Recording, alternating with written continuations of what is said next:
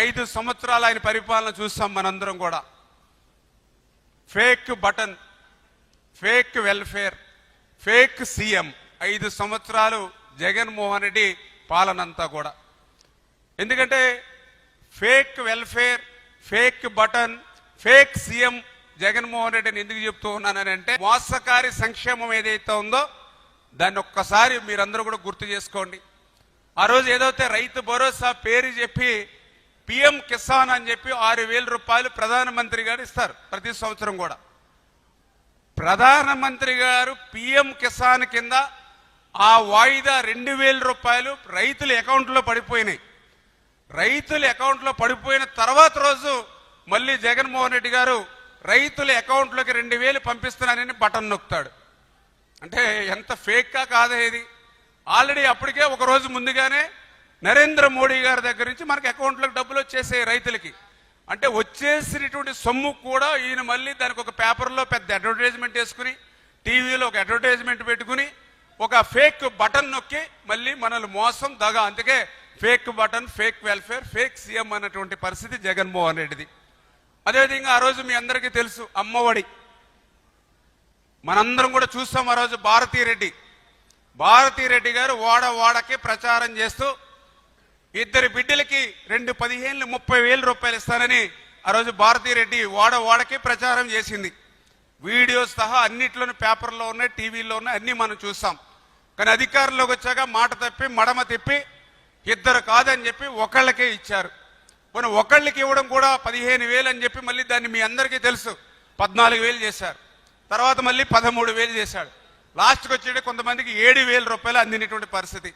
ఇంకా ఎంత అన్యాయం అని అంటే 5 సంవత్సరాల్లో మళ్ళీ మీ అందరికీ కూడా 1 సంవత్సరం ఎగ్గొట్టేసినటువంటి పరిస్థితి. అంటే 1 సంవత్సరం మళ్ళీ ఎగ్గొట్టేశారు.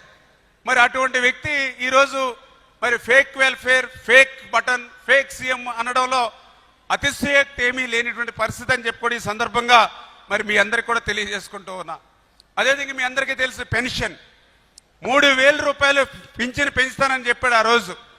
సరే 3,000 రూపాయలు పెంచుతాడని చూస్తే అప్పటికే 2,000 ఉంటే 1,000 రూపాయలు పెంచాలి. 1,000 రూపాయలు పెంచడానికి ఎంతకాలం పట్టింది ఆయనకి? 5 సంవత్సరాలు పట్టింది. 250 అంటే 1,000 రూపాయలు పెంచడానికి 5 సంవత్సరాలు పట్టింది.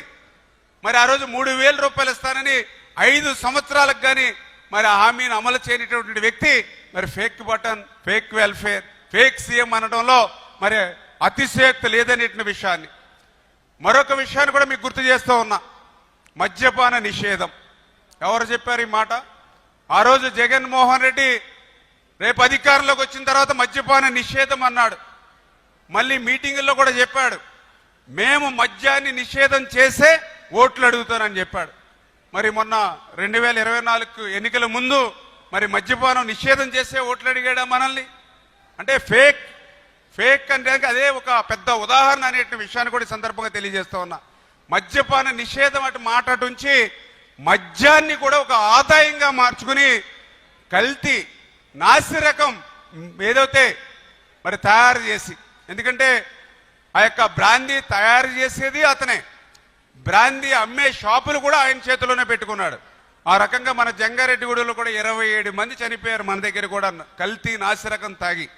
అటువంటి వ్యక్తి మరి ఈవేళ ఫేక్ సీఎం, ఫేక్ వెల్ఫేర్, మరి ఏదైతే ఫేక్ మరి బటన్ జగన్మోహన్ రెడ్డి కాదా అనే విషయాన్ని మరొక్కసారి సందర్భంగా గుర్తు చేసుకుంటూ, అదేవిధంగా ఆ రోజు ఎన్నికల్లో కూడా చెప్పాడు వారం రోజుల్లోనే సిపిఎస్ రద్దు అన్నాడు. మరి దగ్గర ఎన్ని వారాలని ఆయన నాకు తెలుసుండి దగ్గర 250-300 వారాలు అయి ఉంటాయి ఆయన 5 సంవత్సరాల్లో. ఎక్కడ కూడా దాన్ని ఊసే లేనిటువంటి పరిస్థితి.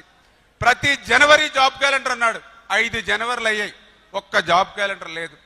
ప్రతి సంవత్సరము డిఎస్సీ అన్నాడు, మెగా డిఎస్సీ అన్నాడు, 5 సంవత్సరాలు అయినాయి, అస్సలు ఒక డిఎస్సీ పోస్ట్ చేశాడు ఎక్కడైనా రాష్ట్రంలో? మరి అతను fake button, fake welfare, fake CM Jaganmohan Reddy అనే దానికి ఇంకా మనకి అతిశయోక్తి ఏముంది?